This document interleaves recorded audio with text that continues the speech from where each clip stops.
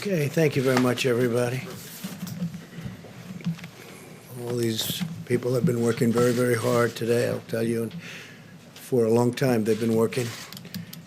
But before I begin, I want to express our nation's well wishes to Prime Minister Boris Johnson as he wages his own personal fight with the virus.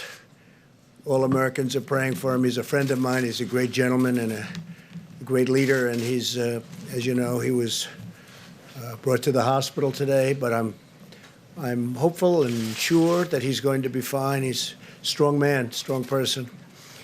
Today, every patriotic American heart beats in solidarity with the incredible people of New York and New Jersey.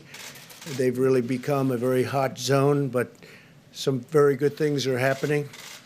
In New York, the first time where the deaths were less from the previous day. That's the first drop so far, so maybe that's a good sign. It could be. And the hospital levels are starting to perhaps decrease. It's been very short, but perhaps decrease. So we wish Governor Cuomo and all of the people in New York great, and New Jersey, your governor's doing a great job. He's doing a great job in New Jersey. They got hit very hard. I just want to say that the full power of the American government and American enterprise, it really is. This is an all-out military operation that we've waged, and especially over the last number of weeks. 50 states and territories have now been approved for major disaster declarations, which is very unusual. Thanks to the Army Corps of Engineers, New York City's Javits Center is now one of the largest hospitals in the United States. It's designated for treatment of the virus, patients, and staffed by hundreds of federal medical personnel deployed from 2 Army hospital units, and they're doing a great job. This was something that we didn't expect to do, but they needed help in New York, and we sent federal troops. Not only troops, we also sent a lot of very talented doctors, nurses, first responders. People are now running Javits. Also, as you know, the USNS Comfort, which is in New York, there's been a lot of publicity about that coming in, and all that was not supposed to be for the virus at all under any circumstances. But it looks like more and more we're going to be using it for that. So we'll see. That was supposed to be for people having other medical problems. But it's very interesting because there are virtually no cars on the road, no motorcycles on the road, no anything on the road. Things that would normally be taken care of, we don't see anymore. So we haven't seen that in a long time. It's perhaps a positive. But the ship is ready, and if it has to, if we need it for the virus, we will be using it for that. They'd prefer not, for obvious reasons, but if for any reason they need it, it's ready, willing and able. We have the best doctors, the best military leaders, and the best logistics professionals anywhere in the world, and we're orchestrating a massive federal response, unlike anything our country has ever seen or done. We've never done anything like this. And more we're using our medical people because of the fact that jurisdictions, states, in particular, New York, New Jersey, the Connecticut area, Long Island now has become a hot spot, part of New York. We're sending a lot of things, a lot of supplies, and now we're sending personnel where it's needed, military personnel. As of Tuesday, we'll have deployed over 3,000 military and public health professionals to New York, New Jersey, Connecticut, and other parts of our country. 3,000, and that number's going up. And we hope we're seeing a leveling off in the hottest spots of them all. So we'll see. You'll be seeing that over the next few days. Let's see what happens. But we're prepared. In the last 7 days, FEMA has airlifted critical supplies and protective equipment from every corner of Earth.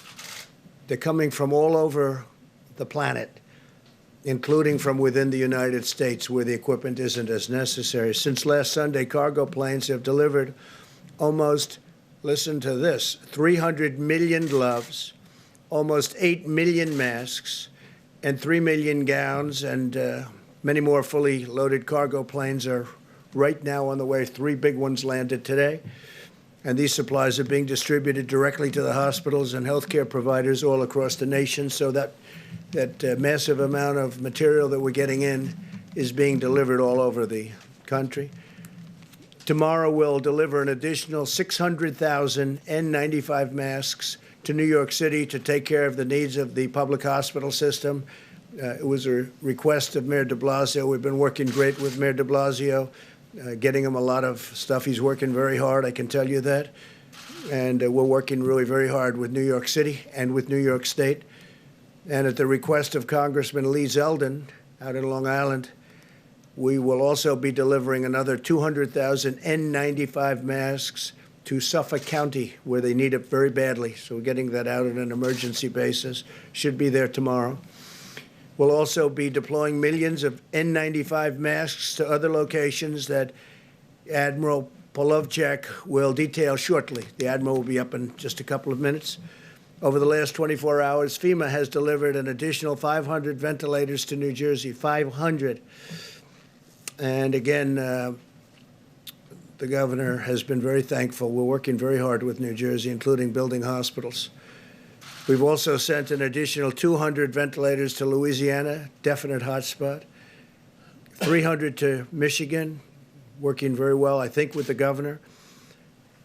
Amazingly, 600 will be going or have gone to Illinois. And, I mean, there's a governor, I hear him complaining all the time. Pritzker, I hear him, he's always complaining, and yet I just said, give me a list of a couple of the things we've done in Illinois. And we're building a 2,500-bed hospital in McCormick Place. That's the big convention center in Chicago. And we're helping to staff it, and probably will end up staffing it because he's not able to do what you're supposed to be able to do as a governor. He has not performed well. And we're also sending 100 ventilators to Massachusetts. So we have 600 to Illinois, we have 100 to Massachusetts, we have 300 to Michigan, we have 200 to Louisiana, we have 500 ventilators, 500 going to New Jersey. And this is being done by FEMA, being delivered by FEMA. And it's some job. Just think of that when you think about 500 ventilators. A ventilator is a big deal. We're also establishing a federal medical station in the Washington, D.C. area to help Washington, D.C., and working very closely with the mayor and everybody in Washington, D.C. At the same time, Governor Inslee, we appreciate this, of Washington State has returned 400 ventilators, which can now be deployed elsewhere in our country. So the state of Washington's done very well. They won't be needing some of the ventilators that have been sent, about 400, that's a lot. And we appreciate that he's able to give them back. He feels confident that they are in good shape for the coming weeks until we can declare a final victory. In the days ahead, America will endure the peak of this terrible pandemic. Our warriors in this life and death battle are the incredible doctors and nurses and healthcare workers on the front line of the fight. We pledge to them our eternal gratitude and everlasting support. They make all of us very proud. Our country is very proud. We have people, they love our country. The world loves our country, most of it, probably all of it. They just don't say it. I can report today that the United States has now tested and gotten results of 1.67 million people. That's far more than any other country has been able to do. And you remember we inherited a broken system, so a lot of this has been developed. By Tuesday, 1,200 brand new rapid point-of-care testing kits has been produced by Abbott Laboratories, great company, and they'll be distributed to all of our public health labs. That's a 15-minute test, even less, as well as the Indian Health Service, the CDC, and the Strategic National Stockpile. So we're going to have 1,200, and on a weekly basis, we're making a lot more. They go very fast. They're very accurate tests. And other countries are wanting them, so at the right time, we'll be able to do that. But right now, we're getting them to all of ours. So we've done 1,670,000 tests. Think of that, 1,670,000 tests. And we have a great system now. We're working with the states in almost all instances, but we have a great system. And the other thing that we've bought a tremendous amount of is the hydroxychloroquine, which I think, as you know, it's a great malaria drug. It's worked unbelievably. It's a powerful drug on malaria. And there are signs that it works on this, some very strong signs. And in the meantime, it's been around a long time. It also works very powerfully on lupus. So there are some very strong, powerful signs, and we'll have to see, because, again, it's being tested now. This is a new thing that just happened to us, the invisible enemy, we call it. And if you have no signs of heart problems, the azithromycin, which will kill certain things that you don't want living within your body. It's a powerful drug. If you don't have a problem, a heart problem, we would say let your doctor think about it. But as a combination, I think they're going to be, I think there's two things that should be looked at very strongly. Now, we have purchased and we have stockpiled 29 million pills of the hydroxychloroquine, 29 million. A lot of drugstores have them by prescription, and also, and they're not expensive. Also, we're sending them to various labs, our military, we're sending them to the hospitals, we're sending them all over. I just think it's something, you know, the expression, I've used it for certain reasons. What do you have to lose? What do you have to lose?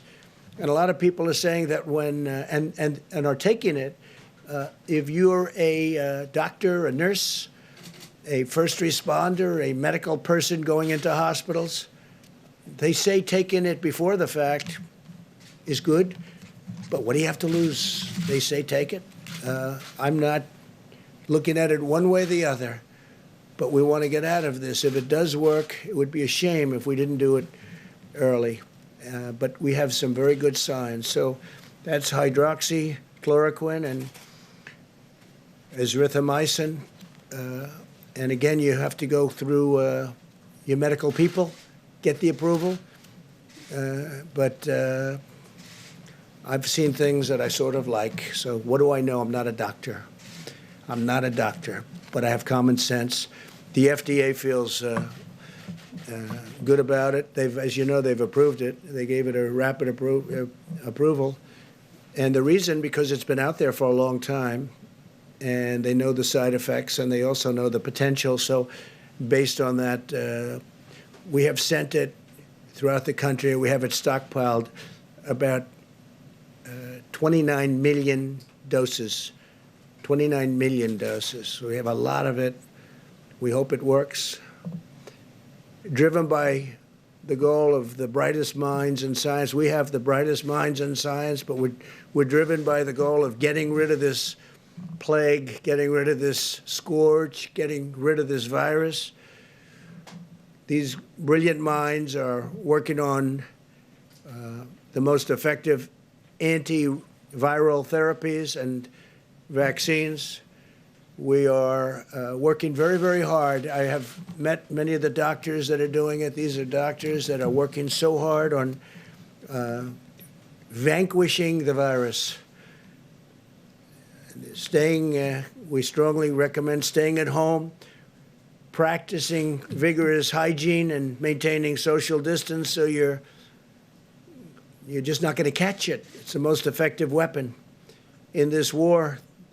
And I will tell you, we are committing to you, we're committing to the people of our country like few administrations, few people, few professionals have ever committed before. They are working so hard. I see them before my eyes, exhausted. People that I'm dealing with every day, exhausted. They haven't left their offices. They haven't left their hospitals. We meet with them. We see them. And tremendous strides have been made. I think the vaccines, we'll have a report on that, but the vaccines, working together with other countries. We're also working with other countries, many other countries. And we all want everyone else to be first. We're very happy, but we are very far down the line on vaccines. We'll see how that all works. Johnson & Johnson's doing a great job, working very hard. A vaccine would be great. Therapy and therapeutics would be great. We'll see what happens. In the meantime, you may listen to what I said about the two drugs mentioned. My administration is rapidly implementing the largest emergency economic relief package in American history. You've seen what's been happening. Billions of dollars in small business loans have already been processed through Paycheck Protection Program. So we went out on Friday, and literally it's become so popular. It's been worked with the banks. They get it to the small business. And it's all about employment. It's all about jobs. We want you to keep your jobs. Give small business funding to keep the workers on the payroll. And we're sending direct cash payments to millions of Americans and rushing aid to the hardest hit industries. We're saving industries. We will be, you'll be seeing it. And if we do more, we're going to do more, and we're going to try and get directly to people that are hit so hard. But we're going to take care of our workers. We're going to take care of our citizens. We're going to take care of our small businesses. We're going to take care of our large businesses, the airplane industry, the airline industry, a lot of great industries that we have that are in trouble because of what took place over the last short period of time. These are industries that were doing better, for the most part, doing better than ever. The airlines were doing great. Oil was doing great, oil and gas, and the energy industry was doing phenomenally well and got hit like nobody's ever been hit before. Just about like no industry's ever been hit before. There's never been anything like this. But we see light at the end of the tunnel. Things are happening. Things are happening. We're starting to see light at the end of the tunnel. And hopefully in the not too distant future, we'll be very proud of the job we all did. Can never be happy when so many people are dying, but we're going to be very proud of the job we did to keep the death down to an absolute minimum, the least it could have happened with this terrible, terrible virus. In closing, I also want to note today is Palm Sunday and the beginning of Holy Week for Christians in America and all around the world. While we may be apart from one another, as you can see from our great churches, our great pastors and ministers are out there working very hard, but we may be apart. We can use this time to turn to reflection and prayer and our own personal relationship with God. I would ask that all Americans pray for the heroic doctors and nurses, for the truck drivers and grocery store workers, and for everyone fighting this battle. I had mentioned yesterday where I see the nurses rushing into hospitals, and they're putting on their outfits and they're putting on their masks and goggles in some cases. They're rushing into war. They're rushing into war. And I see people from apartment houses screaming and shouting and singing their praises. It's an incredible thing. They're warriors. These doctors and nurses, they're running into buildings and they're literally putting it on as the doors are opening. They're putting all their stuff in, running inside. And they're running inside to tremendous danger, tremendous danger. But most of all, I'd like to ask for your prayers for the families who have lost loved ones. Ask God to comfort them in their hour of grief. It's a great hour of grief for our nation, for the world. This morning, I was talking 151. For 4 days, I said 151. 151 countries this morning. It's 182 countries. It jumped up a lot. So as of this morning, it's 182 countries are under attack from this monster. With the faith of our families and the spirit of our people and the grace of our God, we will endure, we will overcome, we will prevail. We have learned so much. We will be stronger than ever. And I just want to thank everybody. I want to thank the incredible professionals on the task force also. We had a big meeting today. We were calls all day long to so many different people. And I think our package to get everyone working when we're ready is really turning out to be successful. We may have to make it larger because it's been really successful. But all of that comes back to this country. We want to get them back. We want to get our people back to work. Everybody wants to be back. We want to open up our country as soon as possible. So with that, I'm going to ask Dr. Birx to say a few words. And she's got some charts to show you. And thank you very much. Thank you. Thank you, Mr. President. As you can see from the hopeful signs in Italy and Spain, where we see finally new cases and deaths declining, it's giving us hope of what our future could be. We wanted to give you an update on where all of the states were. We're looking at this as states normalized per 100,000 citizens. It looks very similar to last week. We wanted to update you. We've been covering throughout the week the states that were moving on this map. You can see very clearly where New York is as a state, although this is very much still centered in the New York metro area. New Jersey is the orange line. The green line is Louisiana. That's followed by Massachusetts, and then Connecticut and Michigan are together in those lines towards the bottom. And then, of course, Washington, D.C. is now visible on this map, which was not visible before. And the yellow line towards the bottom is Washington State. Next slide, please. So this just summarizes all of the states we're tracking very closely at the county level. So we're tracing and tracking not only the epidemic at the state level, but understanding what's happening in county by county with new cases and, of course, also the deaths.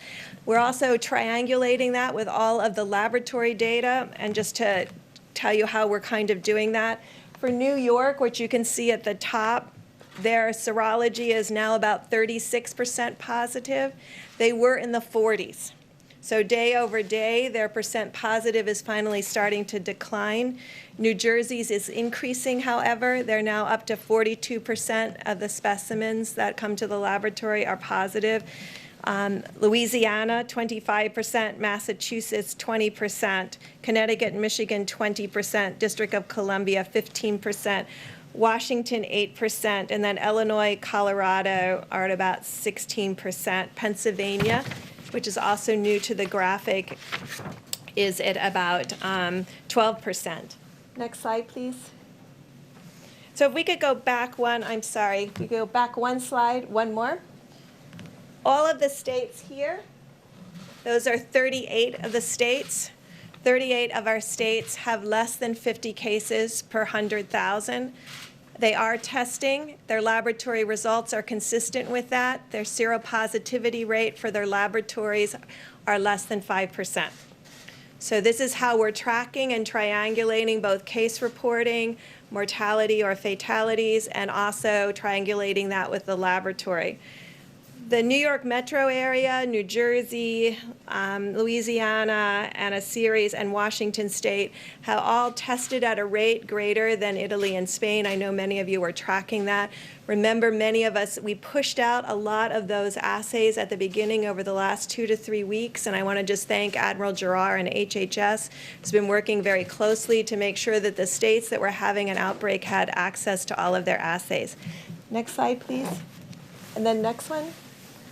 So just to give you an idea of how we're looking at this, we look at cases every day. I want to just thank my data team. They spend all evening compiling data. I get it about 2 o'clock in the morning. And it looks at all of these metro areas by their granular counties, so we can see the counties that have new cases. That also helps us identify the hospitals and understand what hospitals will need ventilators or PPE. So this is the Detroit area. It's Oakland and Detroit, Wayne County. Next slide. We also then track mortality. It gives us insight into how many clients are in the ICU and need care. We want to make sure that we're meeting the needs both on cases and really appreciating the frontline healthcare workers that are really saving many people's lives. Next slide. This just gives you an idea from New Orleans. We are now also tracking St. John the Baptist Parish also, but this was New Orleans and Jefferson County, and really tracking those on a case-by-case basis to look for changes over time. And next slide is their mortality. And you can see it's starting to stabilize. So this is how we've been tracking and tracing the epidemic as it moves through states and counties and communities. But as we started, we just wanted to note again, we do see hopeful signs in Spain and Italy. They have completed nearly 4 weeks of mitigation with people really doing social distancing, staying at home, ensuring they were washing their hands. If they have to go out to the grocery store, they're extraordinarily careful. They send one person from the family. And so we can really see that beginning to work. And we're very hopeful that over the next week, although we'll see rising number of cases of people who lose their lives to this illness, we're also hopeful to see a stabilization of cases across these large metro areas where the outbreak began several weeks ago. So thank you for your attention. Thank you very much. Admiral, please. Thanks, sir. What I thought I would do is update on the air bridge first, and then follow up on Dr. Bricks and how we're geographically aligning the supply chain. So the air bridge, we had 3 additional flights come in today, bringing 1 million gowns, 2.8 million N95 masks, 2.8 million surgical masks, 11.8 million gloves, 18.6 thousand gowns, on 3 flights, and that material will be pushed out across the nation, delivered to hospitals, nursing homes across the country. Dr. Bricks went through the geography, and so over the last few days, I've been aligning the supply chain to those areas, and then reaching down into those areas and extracting data from those areas on PPE burn rates. So, for example, I spent the weekend talking to the Chief Operating Officer of Detroit, Hakeem Berry, for example, then talked to the leadership at Detroit Medical Center, Audrey Gregory, talked to the health officer in Oakland County, Michigan, and then also with the Chicago health officer, Dr. Allison Arway. So reaching down to a level to understand their needs. So we're geographically aligning the supply chain, right? So you can see Dr. Bricks went through these counties, and we're getting down to the county level. And then aligning it by priorities of point of care.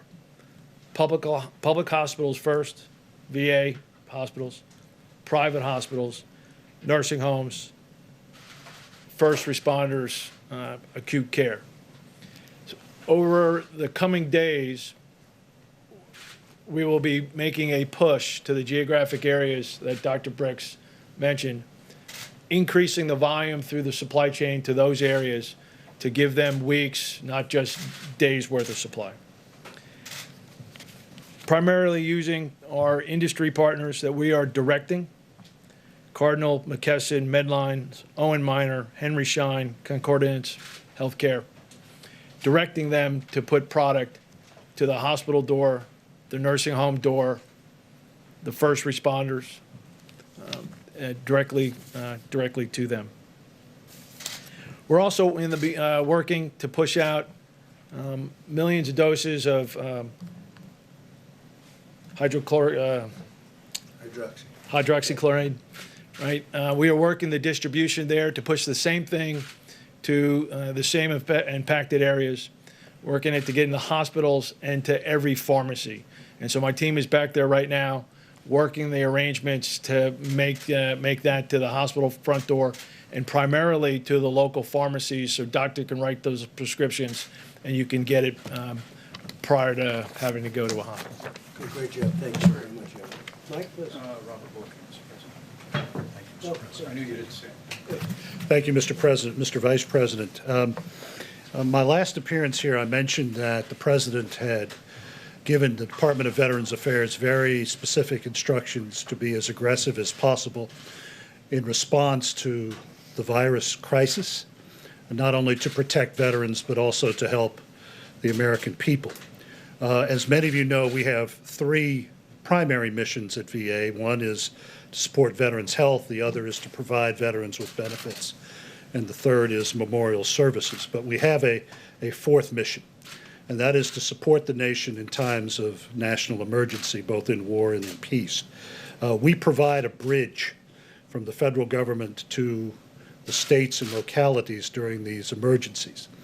As a result of that, I have ordered our veterans' hospitals to begin preparing more than 1,500 beds to make them available both at the ICU and the acute care level to the states and localities across the country.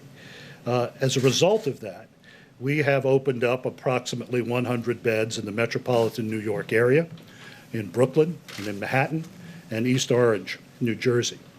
We will be informing the governor of Louisiana, John Bel Edwards, tomorrow that we will give him access to our VA Medical Center in Shreveport, Louisiana, to come to the aid of the people of the Pelican State. I've also given instructions to initiate the fourth mission in Michigan. We will be providing the people of Michigan access to hospital beds in both Ann Arbor and in Detroit. We've also provided a pharmaceutical trailer to be used by the governor of Michigan at Cobo Hall to support the citizens of Michigan who will be coming into that facility for medical care. We have also informed the Commonwealth of Massachusetts that we will be helping them in their efforts to protect their most vulnerable citizens in 2 of their nursing homes. So, in accord with the President's instructions, the 400,000 men and women of the Department of Veterans Affairs are in this fight. We are in the fight not only for the 9.5 million veterans who are part of our service, but we are in the fight for the people of the United States. Thank you. Thank you. Thank you. Thank you, Mr. President. And you all have just heard from several members of the President's White House Coronavirus Task Force, and we are truly blessed to have the kind of leadership that we have, whether it be Admiral Polovchek, who is organizing the distribution of tens of millions of supplies, whether it be Dr. Birx and Dr. Fauci, or analyzing the data literally hour by hour, or whether it be that whole of government approach that you stood up, Mr. President, calling on every agency of government, including the VA, HHS, and every agency. I hope the American people know, at this President's direction, we are sparing no expense. We are doing whatever it takes. We're marshaling the full resources of the federal government to respond to the challenges facing communities impacted today by the coronavirus, and making sure every community in America has the support. We've also, as the President said so many times, we've forged a seamless partnership with states around the country. As the President just reflected, by this Tuesday, with another 840 military medical personnel arriving in New York City, there will be some 3,000 Department of Defense and HHS personnel on the ground to supplement and to provide relief to healthcare workers, really at the epicenter of the coronavirus in the New York City area. And you just heard the VA is opening up bed space. In New Jersey, I spoke at the President's urging today with Governor Murphy. 500 ventilators announced today being built on the supplies that we have already provided. We were able to coordinate with him to extend all federal coordination on testing in New Jersey through May the 30th, if the need is there, and also opening up VA beds. I spoke with Governor John Bel Edwards in Louisiana, and was encouraged to hear from him that, as you heard Dr. Birx say, that new cases were down slightly. In fact, we're seeing a trend of some leveling among all of the governors I spoke to today. And I know what the Secretary of the VA just announced about opening up VA facilities has been a priority for Governor Edwards, but I assured him we're going to continue to send resources and supplies and personnel to support their health care. In Michigan today, I spoke to both Governor Gretchen Whitmer and Mayor Mike Duggan of the city of Detroit. Governor Whitmer and I spoke about a new program in Detroit that will make hydrochloroquine available for 3,000 patients through the Henry Ford Hospital. They'll be tracking in a formal study the results of that. But at the President's urging, I assured her that we're more than prepared to make hydrochloroquine broadly available to pharmacies and doctors' offices across the Detroit area as they deem appropriate. I also heard from Mayor Mike Duggan, as I told you, Mr. President, and he was so grateful to the FDA, not only for approving the Henry Ford Hospital test that will be exploring hydrochloroquine, but also for the rapid approval of the 15-minute test. In fact, Mayor Duggan told me that he was able to use the 15-minute test this weekend to test 150 first responders who had been sidelined because they'd been exposed to the coronavirus. They all got the 15-minute tests. They're all back in the line of duty, and the mayor couldn't have been more grateful. In Illinois, I spoke with Governor J.B. Pritzker as well as Mayor Lori Lightfoot of Chicago. As you just heard, not only have we sent 600 ventilators to the state of Illinois, but I assured the governor, I assured the mayor that while the principal focus that we have in the next several days is on the rising cases in the greater New York City area and Louisiana, that Michigan and Illinois are in the forefront of our thinking, and at the President's direction, we're going to make sure the people of Illinois, people of Michigan have the resources, equipment, and support that they need. The governor did express great appreciation for the fact that our Army Corps of Engineers had constructed 500 beds at McCormick Place, and before the end of this week would construct another 2,500 beds for an overflow healthcare facility in Chicago. In fact, Mr. President, Mayor Lightfoot told me that the Army Corps was just outstanding in the job that they had been doing in constructing that extra bed space. As I close, let me just express, as the President did, our profound appreciation for Governor Kate Brown and Governor Jay Inslee. The state of Oregon and the state of Washington are leading by example. Oregon sent 140 ventilators to New York City. They looked at their circumstances and concluded that they could spare those at the point of the need. And because of the low and steady numbers in Washington State and in California, Governor Inslee today announced that they were sending 400 ventilators back to the Strategic National Stockpile, and those will be deployed at the point of the need. You know, not only are California and Washington State low and steady, but frankly, as I talk to governors and mayors today, I want to say to the American people that we are beginning to see the glimmers of progress. The experts will tell me not to jump to any conclusions, and I'm not, but like your president, I'm an optimistic person and I'm hopeful. And the truth is, we're starting to see cases and, most importantly, losses and hospitalizations begin to stabilize. But make no mistake about it, I want to say to the American people, if that holds, if that's happening, it's because of what all of you are doing. It's because the American people are putting into practice the coronavirus guidelines for America. You're listening to your state and local officials. You're practicing social distancing. You're using drive-throughs instead of going into restaurants. And so on behalf of your president and all of us, working really at every level, I just want to say thank you, America. Thank you for responding. Thank you for putting other people's lives in the forefront of your thinking, putting it again over and above your own inconvenience and difficulty. Because of your efforts, there is, as the President just said, light at the end of the tunnel. And I'm absolutely convinced with the continued cooperation, patience, persistence, and prayers of the American people, we'll get through this. And we'll get through this a lot sooner than we first thought it would take. Thank you. Mike, very much. Thank you. Mr. President. Go ahead. Yeah, Mr. President, if we could start with the Admiral, if that's right, please, sir. I wanted to ask you about the air gap flights, sir. There were the two flights that came through, the three flights, where did they come from, sir? They came from Asia. Asia, okay. And then you were mentioning all these supplies being dropped off, the masks, the gowns, the hydrochloroquine. How are you guys making sure that there's not a run on these products? You know, you drop them off at Hospital A and that people just don't rush and go grab every mask, gown. And then a question for you, sir, after that. And so it's going to the loading dock, and there's an invoice. And so those people that are responsible for that loading dock and that invoice, they're going to make sure that there's not going to be a You're run not on the worried about bank. a run on any of these. Okay. Thank you, sir. I appreciate that. Mr. President, first, did you have a We chance? do get orders for a lot more than sometimes we think an area needs. Generally speaking, we like to either negotiate that down or give it to them as they want. So we've had a lot of orders that we think are high, but we generally like, if we have, for instance, with the medicines and with other things, we like to give it to them. Every day we're building it up very rapidly and deploying it.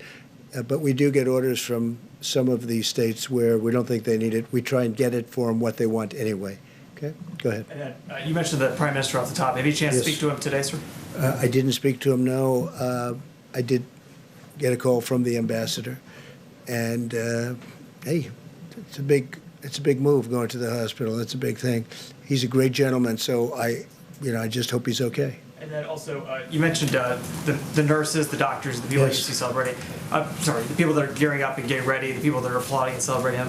Has there been any talk on any level whatsoever of some sort of either compensation fund or protection for nurses, doctors? Because there's been a lot of fear. There's been some people that said, I can't risk my family's livelihood. I can't go back to the ER. Has there been any Well, discussion? we're talking about it, and we're talking about doing something for them, but we're really looking at the conclusion. We don't want to focus on that now.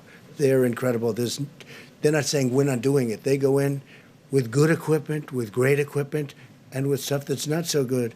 And sometimes they catch it wearing the best stuff you can buy, brand new, the best stuff. This is a very tough enemy. But these are amazing people. No, we are talking about something, but we're really thinking about, let's get it finished first before we do that, please. The Surgeon General this morning was talking about the coming week being among the hardest and saddest weeks of our lives. He was talking about tough this week. being our Pearl Harbor, our 9/11 moment. You all are talking about glimmers of hope and stabilization. How are the American people supposed to bridge those different descriptions that they're getting from this administration? I don't think they're so different. I think we all know that we have to reach a certain point, and that point is going to be a horrific point in terms of death. But it's also a point at which things are going to start changing. We're getting very close to that level right now, and the next week and a half, 2 weeks are going to be, I think they're going to be very difficult. At the same time, we understand what they represent and what that time represents, and hopefully we can get this over with, because this is a very horrible thing for the world. And look, we're one country out of 182 now that have 182 countries. I have a friend of mine said he didn't know we had so many countries in the world. 182 countries are now affected by this, so we want to get it over with. Okay, please. Those numbers, sir? Could I just ask one follow-up Yes. on those numbers that you were talking about earlier? How does that change the projections that you were making earlier this week of 100 to 1,000 Well, to 240? we hope we can stay under those numbers. Those are numbers of death, and we hope we can stay under those numbers. That would be terrific, and as far under those numbers as possible. Now, if we did nothing, you know that number too. But the American people really stepped up. So did the professionals. They just really stepped up. So we're hoping to stay under those numbers. And that means the minimum and the maximum, but we're hoping to stay under the minimum number. You know what that number was. Right, but do the numbers that you were talking about today, have they changed those projections? I would say the answer is yes, but I would also say that we're not going to know really in terms of a final toll until we get out to the end. And we're possibly not so far away. We're getting closer. But it's our goal to stay as far under that minimum number, the minimum number as possible, okay? That's what we want to do. Go ahead. Mr. President, as President of the United States, your words carry enormous weight in this country and around the world. And while you acknowledge you're not a physician, you do promote these medicines extensively here. How do you not go so far as to be giving medical advice? And you said yesterday you might take some of these medicines even though you don't have symptoms.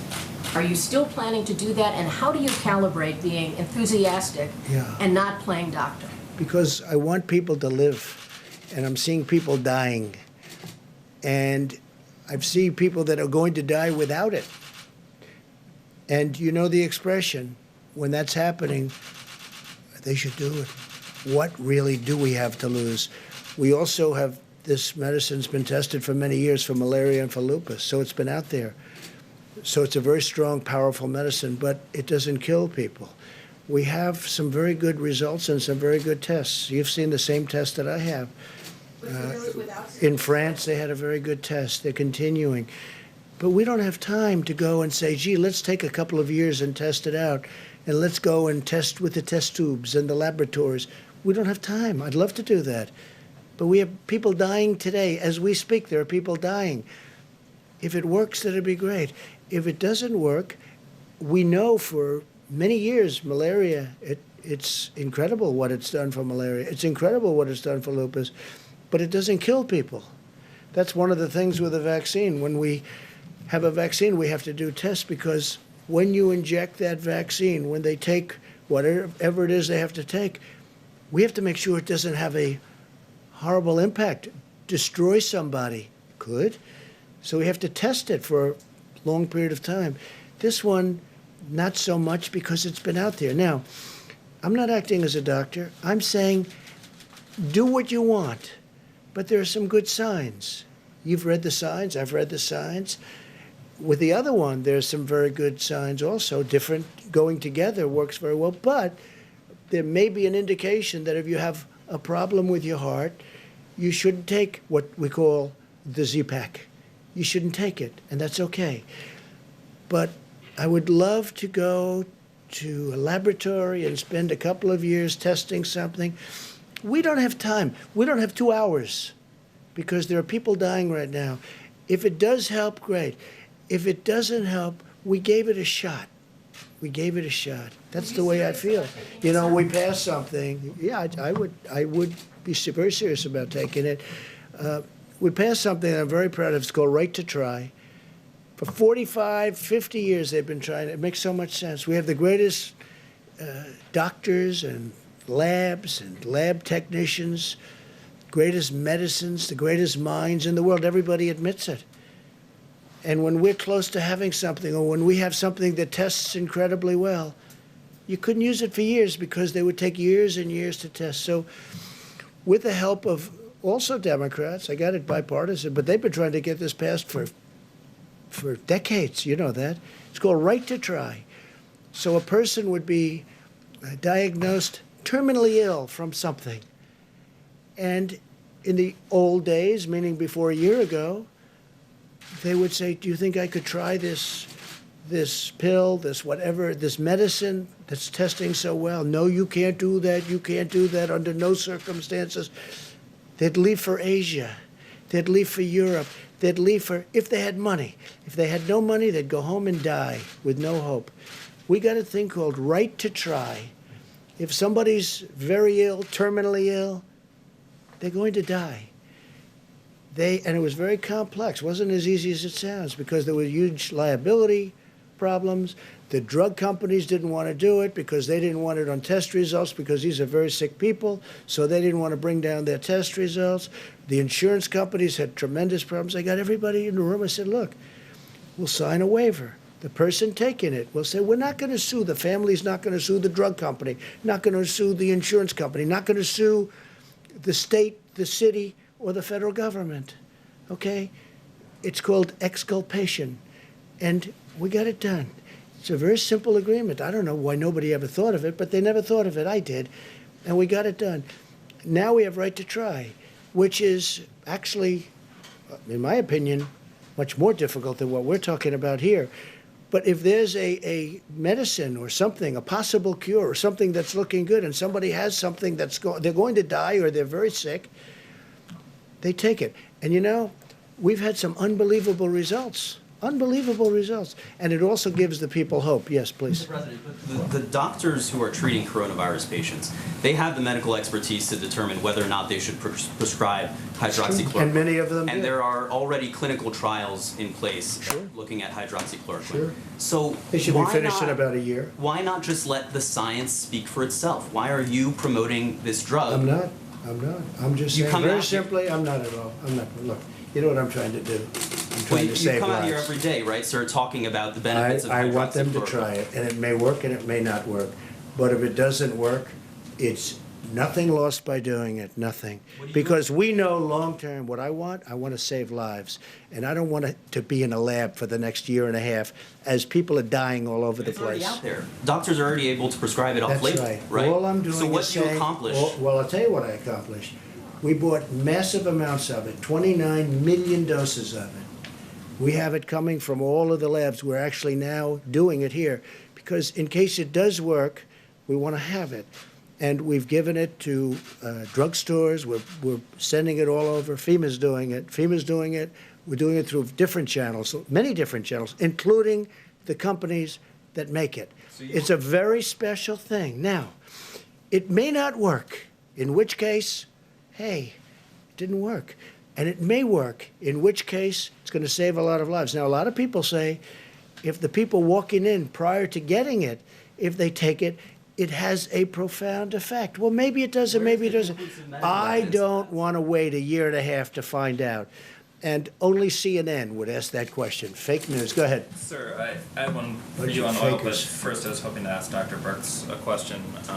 The president just said that, based on the most recent data, that you've seen some change in the projection.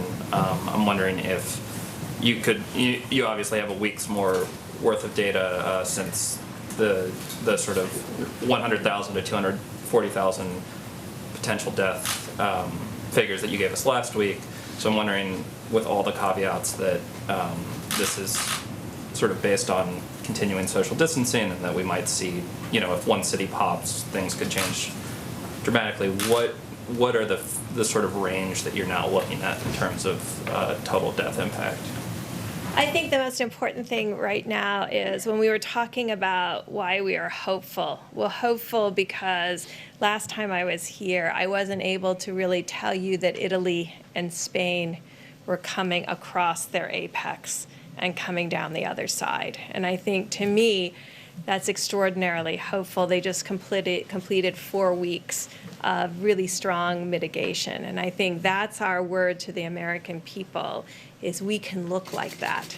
2 other countries look like that now. 2 other countries with a very similar experience to our experience, with higher case numbers and higher mortality. So that's what the promise is. The promise is, if we do this, we could potentially be better. Now, Dr. Fauci and I today got another update from another independent modeler, and the numbers came in close to that 100,000 number again. But we believe, Dr. Fauci and I, that if every American follows the guidelines, 6 feet, washing hands, not social gathering, that will have an even greater impact. And the other side of the equation certainly is our remarkable healthcare providers, our respiratory therapists, our laboratory technicians, our nurses and doctors. They're saving lives every day. And so that changes the number too. I also think that Dr. Fauci and Dr. Birx are very impressed with the American people. And I'm not going to put words in anybody's mouth. I would never do that. But I am, and I will say that they are doing maybe a better job than we all thought even possible. When you look at streets in New York where there's nobody in the street, no cars, no nothing, I see it. I've seen those streets for a long time, and they're packed all the time. And now you see there's nobody. You look at other places, you look at what's going on in California, where they're doing a fantastic job. They really are. The governor's doing great. I'm proud of them. Proud of a lot of people. Proud of a lot of people on the other side, a lot of people. I'm really delighted to work with people that, frankly, on other issues, I didn't get along so well with. We disagree on this or that. We don't have to go into that now. But we're getting along with a lot of people. And they're happy with us, we're happy with them. But I really believe that the American people are doing a better job than anybody would have thought even possible. And that's one of the reasons we can even be talking about the kind of number that we hopefully will be talking about, which is at the minimum level instead of the maximum or beyond. It's not even the maximum. It's much beyond the maximum level, which would be horrific. Yeah, please. Go ahead. Mr. President, Please. Secretary Esper mentioned the Department of Defense might be moving in the direction of using face coverings. Former Vice President Biden had mentioned that he was going to be using a mask whenever he goes out now. Are we getting to a point where we might see members of the coronavirus task force also wear face coverings? Well, it was voluntary as I saw it yesterday. And certainly if they'd want to, I would encourage it. I would have absolutely no problem with that if they wanted. We had a long meeting today. There's good separation. But the task force meets, and I would certainly have absolutely no problem if they wanted to. I think, frankly, it's something, at least for a period of time, where it might be advisable. And, you know, it's advisory, and we'll see what happens. Yes, please. Thank you, Mr. President. On Project Airbridge, we've seen reports that Chinese shipments of testing kits and PPE have turned out to be faulty to some capacity. We obviously don't have oversight. Not here. No, not here. No, but to Spain in Well, particular. yeah, you've seen in Spain, and you've seen it different. They're not sending faulty things to us. So we're not concerned that any of the No, PPE we test we're it, we importing look is at it, effective. we check it out. Please. So, one of the things we're doing to prevent that is using those 6 companies that are the ones in the major supply chain. We are actually going to facilities, looking at product, inspecting it, and clearing it before it comes here. So we've heard those things. That's why we're doing that. Okay, thank you. A follow-up for the doctors, if And we're possible. also sending it to from other locations. Right. And when it comes to the ventilators, which are very complex, we have now under construction literally thousands of ventilators. But so far, I think our projections on ventilators have been right. They've been correct. Did you have something for who?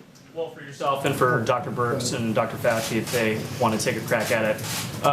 Some of the models that you guys are using, the IHME model in particular, has been very accurate when it comes to projecting deaths over the last couple of days. But there's a couple of other metrics that they seem to be pretty far off on, specifically hospital beds. Are you guys, happy with the models you're currently using? Is there any need to adjust those? Well, it's turning out that we need less hospital beds. Right. That's what you're talking But about. And that's what we may have models, but we've been sort of saying that. In New York, we were saying, we think you're going to need less. Now, let's hope that continues. But right now, I heard Governor Cuomo this morning, and he was saying less hospital beds, also less death. That was a very big thing. First time, less death today than yesterday, right? That's a big thing. But also less hospital beds. That means less patients, because basically it's less patients. And we were saying that, and it also means less ventilators. So there's a lot of not a very positive things happening. Okay, please. Thank you, sir. With Prime Minister Johnson hospitalized, Yes. I noticed a few minutes ago you were standing right next to Vice President Pence. Are you considering staying away from each other just to make sure that we have continuity of government in the executive branch? We have this tiny platform, and I'd love it to be wider. You're staying away from each other. Mike, you were tested? Yes, sir. Okay, like recently, so was I a couple of days ago. But what I mean, you keep interacting with We are, groups of we people. are, here we are on this platform. And, but I get next to him, I don't breathe. I'm only kidding. We are sometimes forced into positions that I'd rather be away, but it's you're all looking for questions. Mike's a very big part of this. I am. It's very difficult maintaining like this distance on this little area. I just wanted to ask really quickly, under what circumstances you would consider leveling tariffs on imports of oil to the United States? Well, if the oil price stays the way it is because of people that really want to see it go up. When I say we want to save a great industry, and we built a great industry in this country. If they don't get along, I would do that. Yeah, I would do tariffs, very substantial tariffs. because we're independent now. We have our own oil. And if I did the tariffs, we essentially would be saying we don't want foreign oil. We don't want any foreign oil. We're just going to use our oil. And that would help to save an industry. And, you know, it's become a tremendous job producer. And it's great to be independent. We're independent. Our energy is now independent. We produce more oil and gas than anybody else, than any other country. And that all took place over the very recent time. Now, in the meantime, I'm seeing $91 cents a gallon out on the road. Okay, a lot of people are happy. I see very inexpensive jet fuel. We're trying to save the airline industry, but I want to save our great energy industry, and that's what we're doing. Yeah, so I would absolutely do that. And what we'll do, price will still be very low, but what we'll do is we'll save, and very importantly, we'll save tens of thousands of jobs. One of the other things we're doing is having oil shipped to our strategic oil reserves, okay? And, you know, we're buying it for the right price, and we're shipping it. In some cases, we're storing it for nothing. They're there. We're filling up our reserves with this very inexpensive oil. Nobody thought they'd ever see a price. This is like from the 1950s, where they had big dollars, okay? So, no, I would use tariffs if I had to. I don't think I'm going to have to, because Russia doesn't benefit by having this, and Saudi Arabia doesn't benefit by having. They, you know, oil and gas are their major sources of income. So it's obviously very bad for them. But we have an industry that's a very important industry, and it's really formed beautifully. It was the virus that killed it, because what happened is it's down 40% from the day this happened, 40%. Otherwise, it would be doing phenomenally well. So that's it, yeah. Mr. President, can we get an idea of timeline for those people that are waiting for the stimulus checks? How many more days they may have to wait?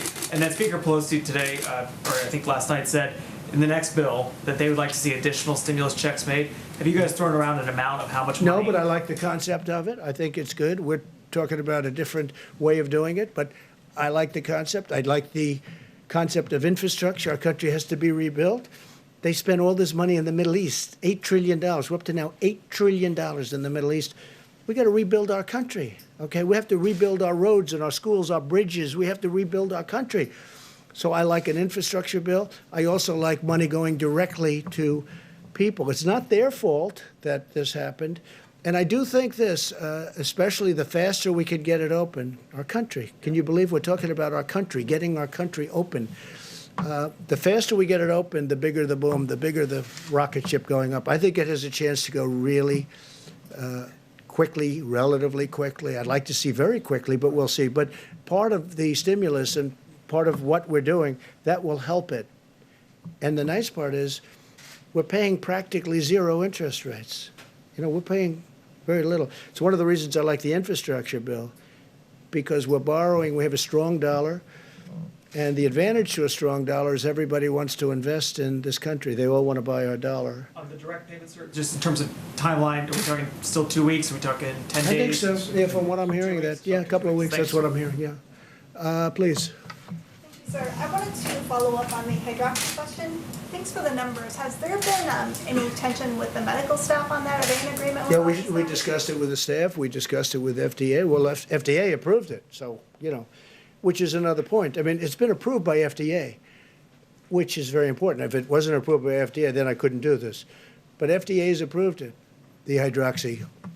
So if this turns out not to work, are hospitals and doctors going to be exculpatory from the federal government under the right to try? No, we'll see if it works. No, it's not going to hurt people. It can help them, but it's not going to hurt them. That's the beauty of it. You see, it can help them, but it's not going to hurt them. What do you have to lose? Okay, question in the back, please. Yeah, you know, obviously we know anyone can spread the disease, right, unwittingly. Right. So why even have a few businesses open? Why not just shut everything down? There are grocery stores that are open, fast food places. Why even take a little chance? Just shut it all down for temporarily. We'll answer that question later. All I can say is that right now things are looking really good, and opening up with a bang will be a great thing, and there's nobody going to be happier than me. Please, go ahead.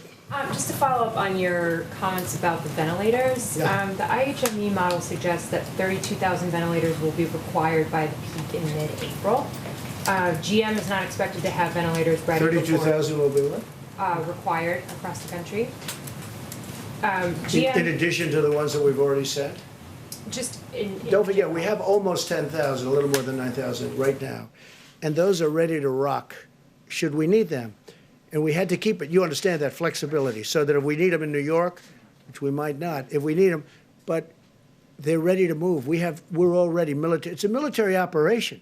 We are ready to move. They'll be moved immediately into whatever section of the country we need. Would you like to answer that, brother? Yes, sir. So, correct. FEMA's working on a plan to be able to move ventilators. So, for example, the DoD gave another 500 ventilators. They're on the move, being staged at Fort Dix to be able to rapidly deploy them to locations. And to include, you heard the president mention states giving to states, things like that. So there's the ventilators that aren't in use that conceivably we could rapidly move as well. Right, but you mentioned that there were thousands that are currently being made. Yes. So I just wondered if there was any update with GM and Ford, just No, because. but they're not going to be long. They've started, GM, Ford. We have 11 companies, approximately 11 companies building them. And we're going to have a stockpile for future. Hopefully we never have to use them. They should have.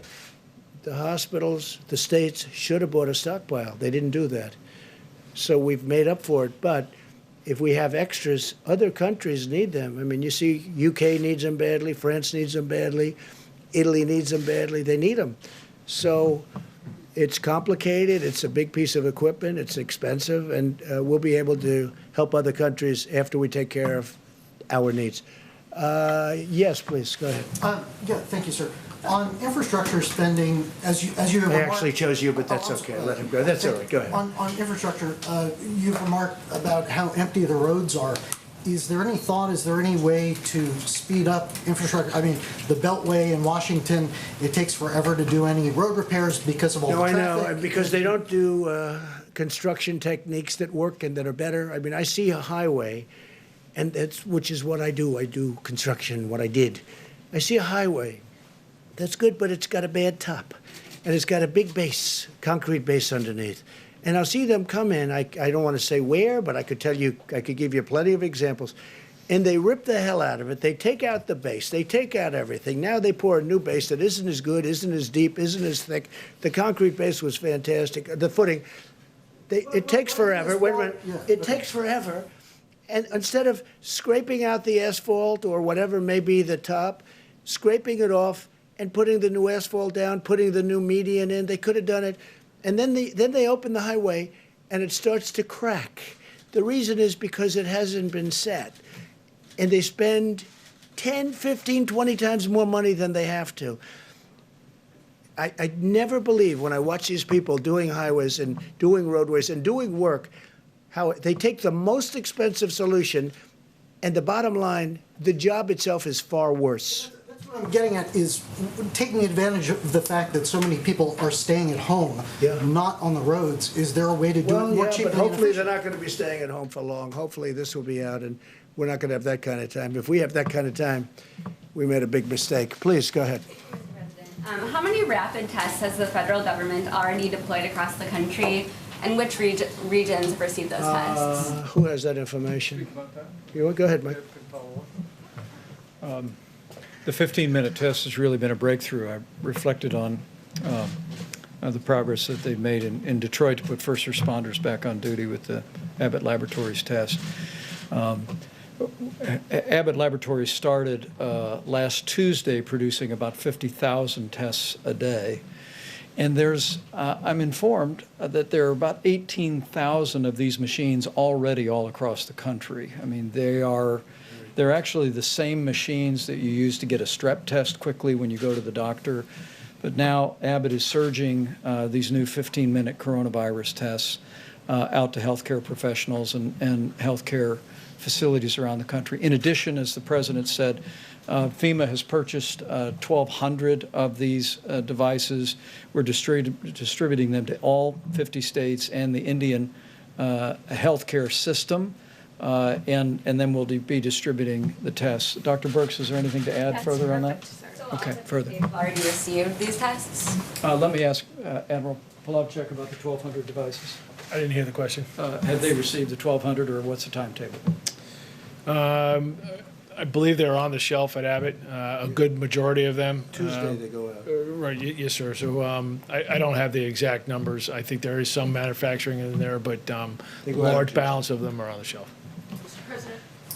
Some have gone out, by the way, but the big bulk of them go out on Tuesday. Yeah, please.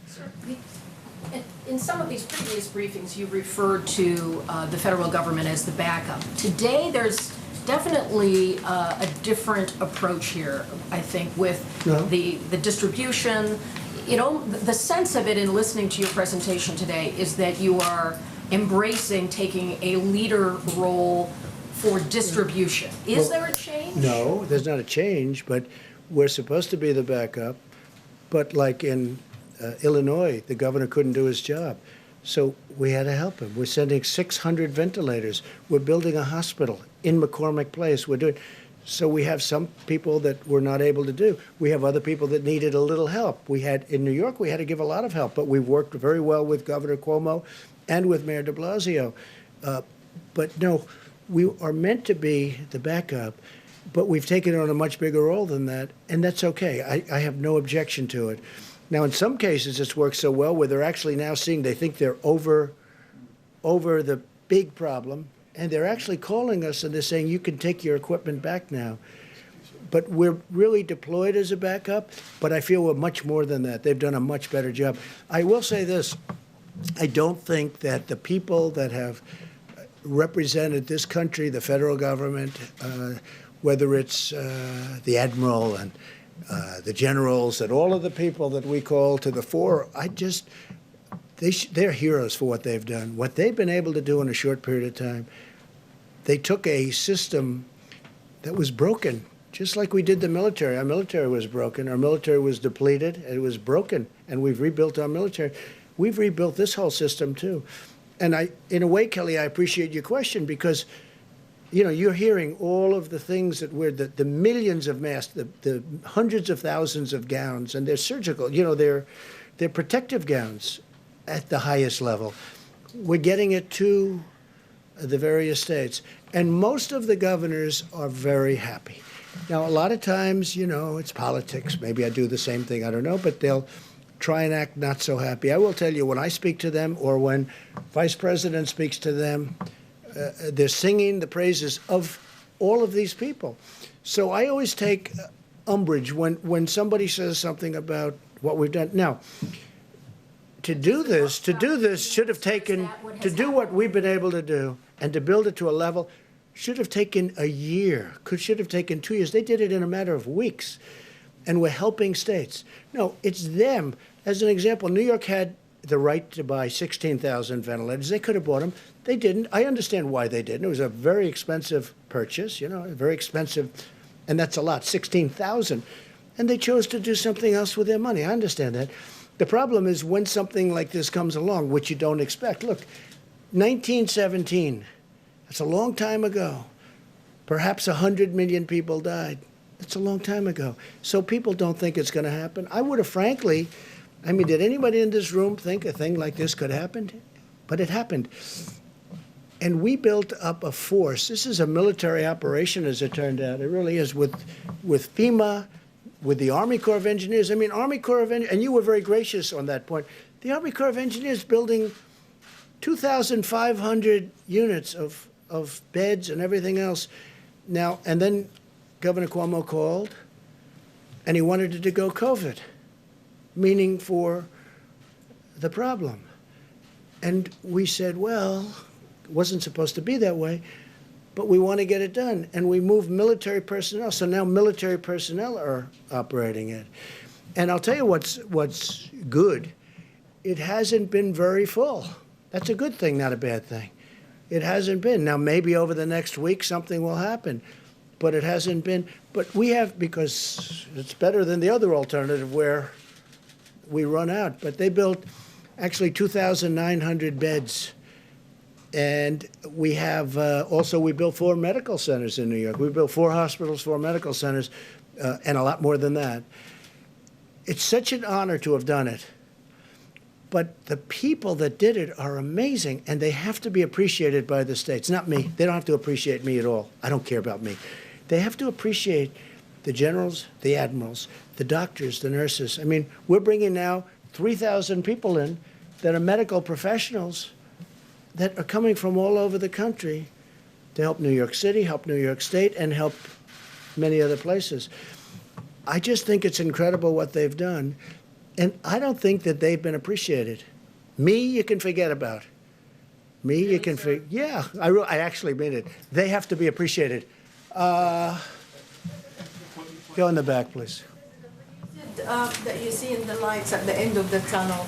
And yesterday you said... I do. I see light at the end of the tunnel. If I didn't, yes. I would not be very thrilled with what we've done. No, I see light at the end of the tunnel. I think indications are some of the numbers coming out today. I think, we had a very good meeting today. We're seeing things that we don't even report because we think it's too early to report. No, I think, we're seeing things happen that are very good. And we also know, all of us, including the medical professionals, that we have to open our country up. We have to get going. We have to open our country up. No country was designed for this. Will you close it? We're in the midst of the greatest economic boom in history for any country. Our country had the greatest economic boom in history. We had the most people working that we've ever had, almost 160 million people. And then from 160 million, they want nobody to leave their house. You could use the term cold turkey, right? That's called cold turkey. A country's not designed, this country is not designed for that. We have to get our country back. And I think it's going to come back, and I hope it's going to come back very quickly. Sir, Since Yeah, yesterday... please, go ahead. Sir, the First Lady has been tweeting and encouraging people to wear face masks. That's good. Has she been No, talking she to you feels that about way. this, encouraging you to wear one? She feels that I would wear one. I mean, I just generally am not in a, would you like me to wear one right now and answering your question? That would be a little awkward, I guess. But no, I mean, I would wear one if I thought it was important. She thinks, she likes the idea of wearing it. Yeah, she does. A lot of people do. Again, it's a recommendation, and I understand that recommendation, and I'm okay with it. What about your family in New York? Are they going to be wearing them? Are you encouraging them to wear them? Wouldn't be surprised. Can we hear from Dr. Fauci, Mr. President? Sure. What would you like to know? If we're going into this most difficult of times, how can the American people sort of emotionally prepare for that? And while the president is talking and is eager to see the country reopen, how do we balance the mitigating factors that still need to take place before we get to that point? Doctor. And by the way, he'd like to see the company open too. I mean, he's called an American who loves our country. Okay, so part of the answer to your question, I think, relates to two other questions I heard, and I think it came from the back about how can you, on the one hand, have said yesterday that this is really going to be a bad week at the same time that we're talking about the light at the end of the tunnel. It seems to be inherently contradictory, but it really isn't. And it has to do with what we explained before about the lag in when you look at the indications that Dr. Birx and the president was talking about, where you see a flattening out of cases, and you don't see the realization of what that means until 2 weeks later. So right now, we're seeing, as we all said correctly, that this is probably going to be a really bad week. That is a reflection of what happened 2.5 weeks ago. So if we start seeing now a flattening or a stabilization of cases, what you're hearing about potential light at the end of the tunnel doesn't take away from the fact that tomorrow, the next day, it's going to look really bad. So we've got to make sure we realize we're always talking about a 2.5 week lag. So I want to make sure, because I think a couple of people asked that question. It's really not incompatible with what we're saying. Now, with regard to what do we tell the American people, Kelly, what we've been telling them all along, that the only tool but the best tool we have is mitigation. We know it worked in other countries, and we're seeing how it's working here. So if we really want to make sure that we don't have these kinds of rebounds that we're worried about, it's mitigation, mitigation, mitigation. That's the answer. When new cities and new states come on the chart, Yeah. what's the message for people in those places that have not been the focus? It's the same thing. It's mitigation, mitigation, mitigation. In fact, The famous vice president chart is that this is the minimal of what we should be doing. You know, everyone should be doing that. And everything on here, one way or the other, points to physical separation. Whether it's no crowds, whether it's 6 feet, whether it's staying away from theaters and restaurants or what have you. And churches and places of worship. Exactly. Doctor, are you worried at all about people becoming complacent, though? Are you worried, I mean, because a couple of days of this, I think people are about ready to go nuts staying in their house. And I'm just curious, are you worried at all that after, 7 days from now, people are going to say, look, I gave it my best shot, but I got to get out? I mean, You know, I wouldn't say I'm worried about it because I don't think it's going to happen. I mean, from what I've seen, and I mentioned it the other day, my own experience, is that people really understand the responsibility that they have for themselves, for their family, and for the country. So this is about all of us. This isn't just about us. Because if everybody does their part, you are going to not have those kind of rebounds that we're worried about. Dr. Fauci, how many additional asymptomatic cases do you think there are currently in the United States? There's 330,000 more confirmed cases. How many asymptomatic, given what we've learned? You know, we don't know, and even among us, good friends that we are, we differ about that. I mean, it's somewhere between 25 and 50%. Yeah, in other words, about the people that are out there, yeah. And trust me, that is a estimate. I don't have any scientific data yet to say that. You know when we'll get the scientific data? When we get those antibody tests out there and we really know what the penetrance is. Then we can answer the questions in a scientifically sound way. Right now, we're just guessing. And would you also And we've made great progress with the antibody testing. Fantastic progress. And would you also weigh in on this issue of hydroxychloroquine? What do you think about this, and what is the medical evidence? That question? Yeah. Well, I'd Maybe love to hear 15, from the doctor. 15 times. You don't have to ask the question. He's your medical expert, correct? He's answered that question 15 times. Dr. Fauci, why are you not wearing a face mask? What do you mean? Why am I not wearing a face mask now? Okay, there are a couple of reasons. One of them is that in fact, the major reason to wear a face mask is to protect you from infecting you. I had my test yesterday and it's negative. Okay. That's a very good answer. All right, I think that really could be it. That was I love that answer, especially on the face mask. I thought it was very good. Go ahead. Sir, on the equipment issue, records show that federal agencies did not begin. Oh, stop it. Who are you with? By the way, who are you with? Who are you with? The Associated Press. Agencies did begin bulk purchases of respirators and Are you ready? masks Are you until ready? mid-March. Let me just answer your question, because I know exactly, same question you ask all the time. Ready? They have done an This is unbelievable first time I've job in delivering for the Associated Press, which is, not so great. Not like it used to be. The people that you're looking at, FEMA, the military, what they've done is a miracle. What they've done is a miracle in getting all of this stuff. What they've done for states is incredible. And you should be thanking them for what they've done, not always asking wise guy questions. Thank you very much, everybody. Thank you.